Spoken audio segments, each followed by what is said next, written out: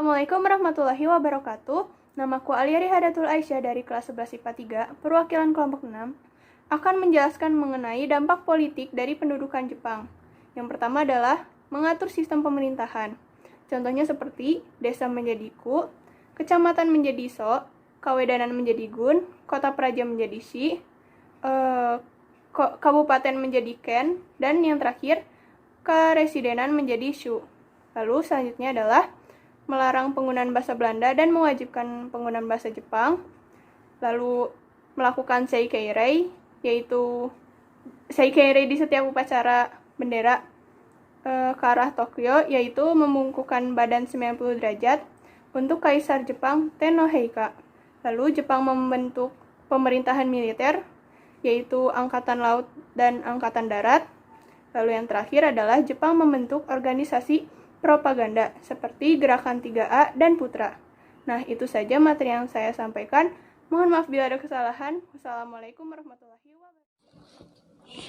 Assalamualaikum warahmatullahi wabarakatuh. Nama saya Kamila Nida Hairani dari kelompok 6 akan menjelaskan dampak pendudukan Jepang di bidang ekonomi.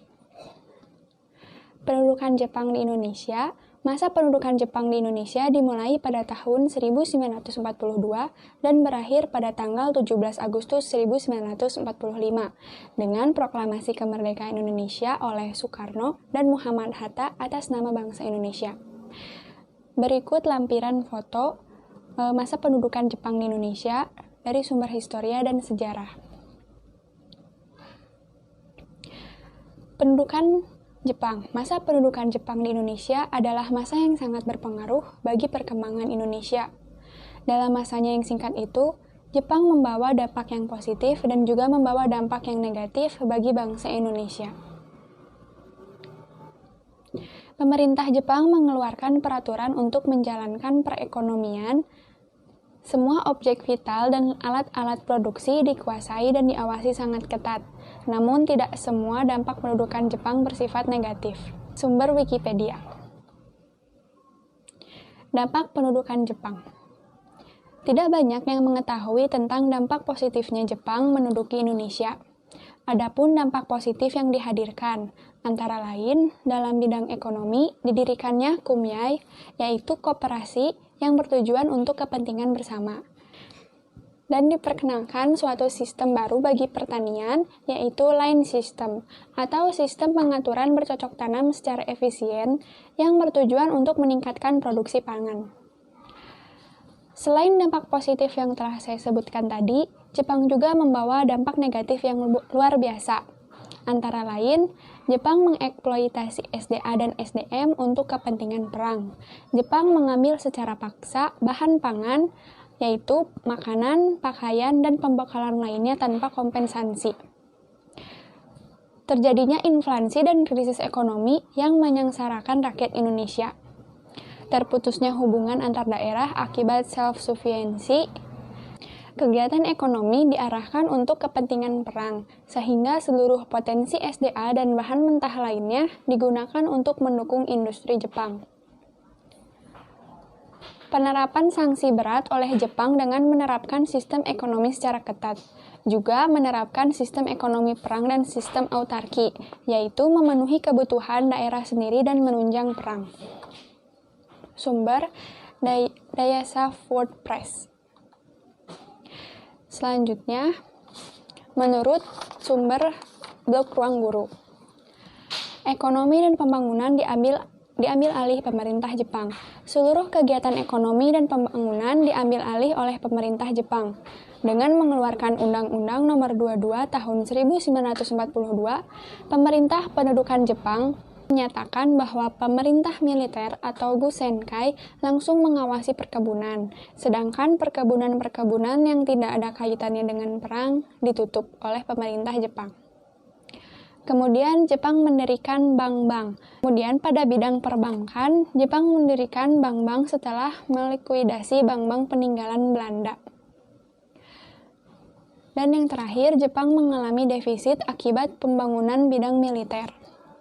Demi kemakmuran bersama Asia Timur Raya, perekonomian harus dikorbankan hingga lumpuh. Pada saat itu, penduduk dipaksa menyerahkan tenaganya serta hasil bumi mereka.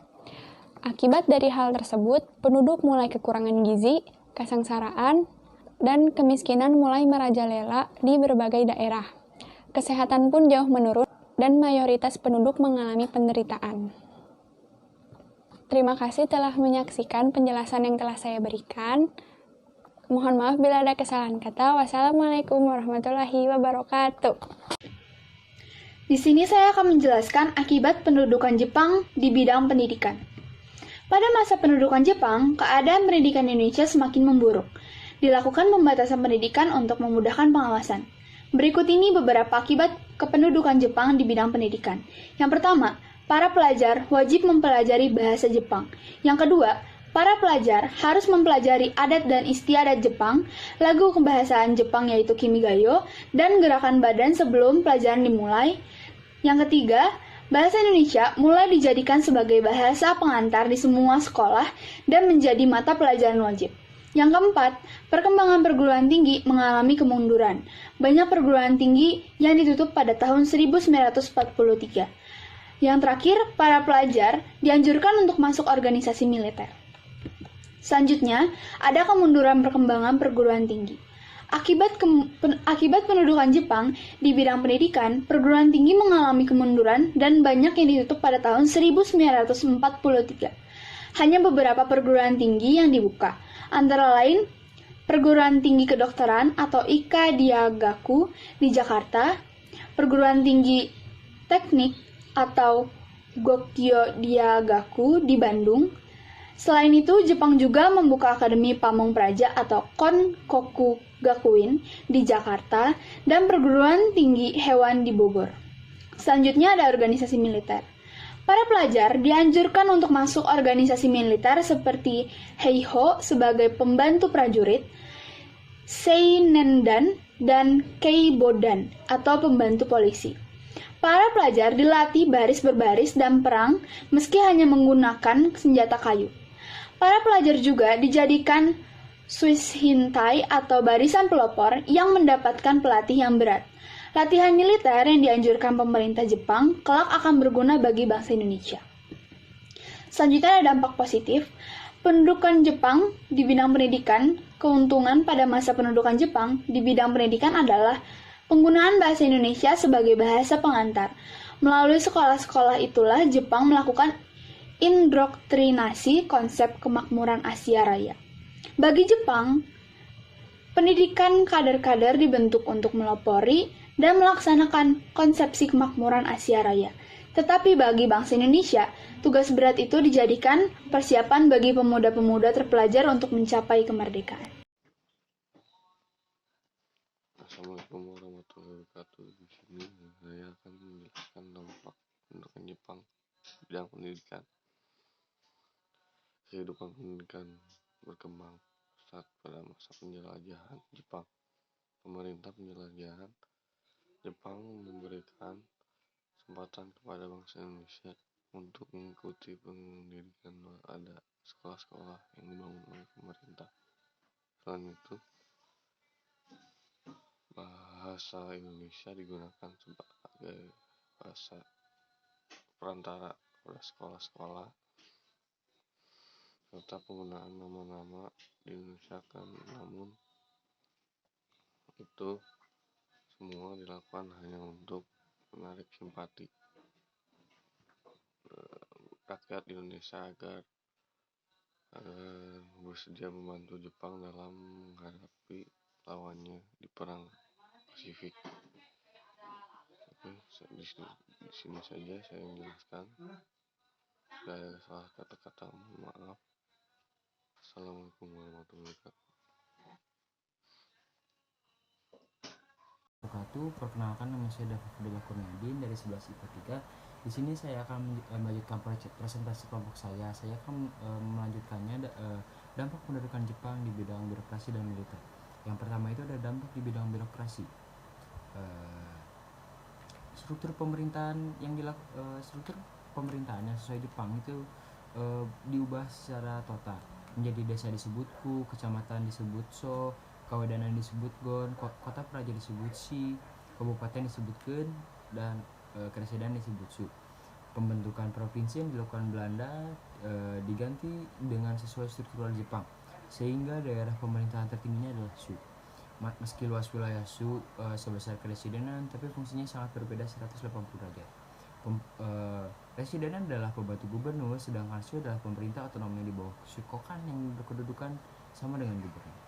Pada masa pendudukannya juga Jepang membentuk Chōsang-in, yang artinya Dewan Pertimbangan Pusat, yang fungsinya tidak jauh berbeda dengan Volksrat. Bedanya dengan Volksrat jika Volksrat masih dapat dilakukan kritik pemerintahan dengan bebas, tetapi tidak dilakukan dengan Chōsang-in. Selanjutnya masuk ke dampak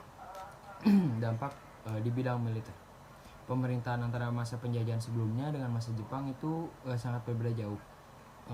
Berbeda jauhnya adalah di bidang militer kependudukan Jepang, rakyat Indonesia mendapatkan manfaat pengalaman dan pelatihan militer yang mencakup seperti bidang ketentaraan, bidang pertahanan, dan bidang keamanan. Pelatihan militer yang diperoleh rakyat Indonesia adalah dasar-dasar militer, baris berbaris, latihan menggunakan senjata, organisasi militer, serta latihan perang. Jepang membentuk organisasi militer dan organisasi militer yang harus diikuti oleh pemuda Indonesia yang bertujuan untuk membantu Jepang yang sedang terdesak oleh sekutu dalam perang Pasifik, seperti Seinandan, Keibodan atau pembantu polisi, Fujikai, Hizbullah, dan barisan pelopor serta Heiho sebagai pembantu prajurit, dan PETA, pembela tanah air. Bekas pasukan PETA akan menjadi kekuatan inti Badan Keamanan Rakyat atau BKR, yang menjadi Tentara Keamanan Rakyat atau TKR, merupakan cikal bakal adanya Tentara Nasional Indonesia. Sekian saja yang bisa saya sampaikan. Mohon maaf bila ada salah kata. Wassalamualaikum warahmatullahi wabarakatuh. Selanjutnya, saya Febrianti Selpahandika Putri akan menyampaikan tentang kesimpulan serta dampak-dampak positif dari pendudukan Jepang di Indonesia.